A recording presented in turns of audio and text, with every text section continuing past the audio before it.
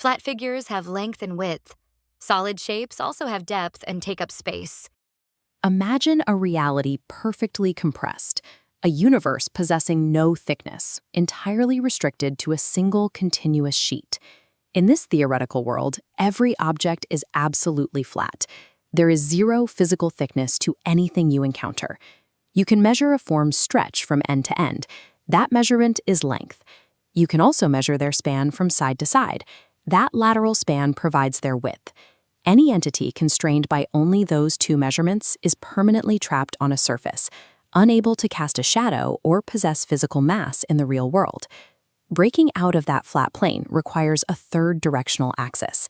This third measurement is depth. Depth injects physical thickness into what was previously an abstract boundary. By expanding outward from the surface, depth turns a mathematical concept into a tangible physical solid. Two-dimensional figures are flat. They have length and width. Three-dimensional shapes are solid. They have length, width, and depth, and they take up space. Occupying a physical volume separates an abstract geometry from the physical reality we inhabit. We can apply this rule of volume to forms governed entirely by smooth curves and an absolute absence of straight edges. A simple curved boundary, when bound to a plane, relies strictly on its length and width, rendering it absolutely flat. Introduce depth, and that boundary balloons outward simultaneously in every direction, filling out a rounded mass. A circle is flat and two-dimensional, while a sphere is solid and three-dimensional. The addition of volume turns a solitary curve on a page into a robust, self-contained entity. We can look next at rigid structures constructed entirely from straight lines meeting at right angles. A flat form with four identical sides is locked to the plane by length and width. Pushing that shape along the axis of depth extrudes it, generating a solid block with faces. A square is flat and two-dimensional, while a cube is solid and three-dimensional. Depth acts as an architectural multiplier, taking flat right angles and building out true physical volume. The most deceptive category involves forms defined by tapering intersections, known as vertices.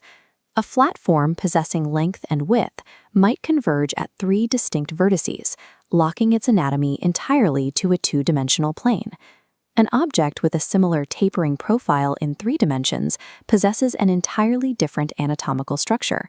A triangle is a flat two-dimensional figure with three vertices. A cone is a solid three-dimensional shape with one vertex. A cone does not have three corners.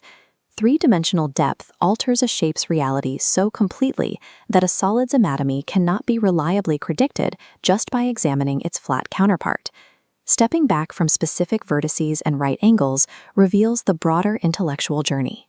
Whether a form is smoothly curved, perfectly squared, or sharply tapered, all physical matter operates under the exact same dimensional laws.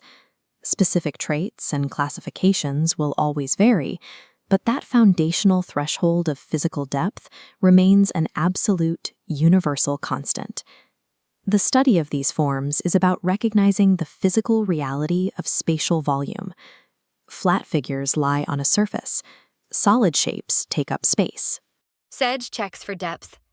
A circle is flat, while a sphere is solid and occupies space.